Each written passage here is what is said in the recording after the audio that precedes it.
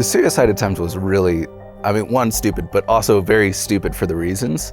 It had been a couple bad weeks. I was just stressed. I'd been caught looking at pornography in my room, and that brought up a lot of that, I'm a mistake, I can't do anything right, I'm always in trouble. And then the week afterwards, I asked to go hang out with this girl that I knew in the neighborhood, and my parents said no. And I was like, screw you, that sucks. And so it was the night before Thanksgiving. I go up to my bedroom and I'm just seething. And I write a note and I'm like, I'm leaving, don't worry, I'm not going to see this girl. That was my suicide note. I grabbed a razor blade from my pocket, jumped out of my second story window, climbed up this hill. It was a crystal clear night, stars were out, and I laid on this hill and I was still just seething. And I was in this place of darkness and pain and frustration. And I made the decision, I was like, and I prayed in that moment. I was like, that's it, God, you do something or I'm gone. Because I'm over it. I don't want to be here anymore. So I made a few cuts of just normal cutting for me, and then said that and slit my wrist, threw the blade away because I wouldn't ever need it again. Laid there for a few minutes, stressed that my parents were somehow going to find me. Closed my eyes for what was supposed to be the last time. And I really felt like the Holy Spirit came upon me and changed something. And that part of me that was on the destructive path did die on that hill.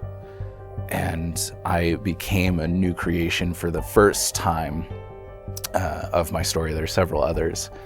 But I saw my little brother in that moment, and he looked very similar to me as a child, and we really connected, and I just loved him. This little 1-year-old brother of mine.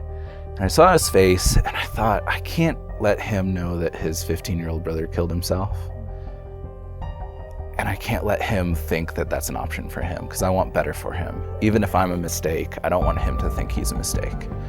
So I got up from the hill, wrapped my wrist in a shirt. At that point, I'd lost enough blood that I was stumbling down to my house, knocked on the door. My mom opened it, horrified. And I looked across the house to the back porch where my uncle was grilling up stuff for dinner. And his eyes caught mine. And it was this instant of he knew exactly what was going on. And I could see the hurt, and I could see that he loved me. And it was that moment that I first realized everybody who's been saying they love me and they want to help me actually do love me and they want to help me. And I can accept that. I hadn't been able to accept it before. I hadn't been able to see it. But in that moment, looking at his eyes, I knew like, oh, you do care. I get it now. And it took this moment to break that in me, but there was something covering my eyes where I wasn't able to recognize it. And I heard it in their voices, you know, I love you, what can I do for you? But wasn't able to accept it in my heart until that moment. And it all came flooding through, and I realized that my family wasn't the enemy. God wasn't the enemy. And kind of just had that paradigm shift of who should I really be fighting against here? There was a victory in your life that night, and from my understanding, you never cut again, which is incredible, because cutting is such a powerful addiction. Totally. And it wasn't this same miraculous change as the first time on the hill.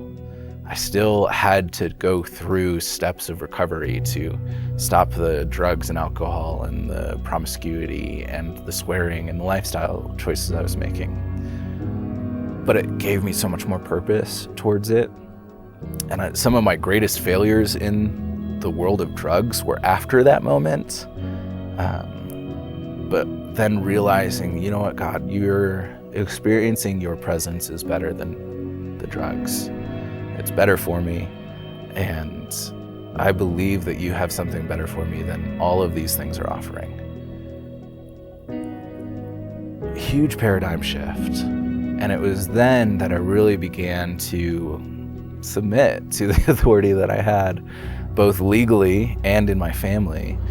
And from there, my relationship with my father became dramatically better. We're good friends now. I love him. I respect his voice of wisdom in my life. I have seen my mom recover in the past year or two, which has been incredible to watch and see that just as my cuts healed, the rest of my life can heal as well.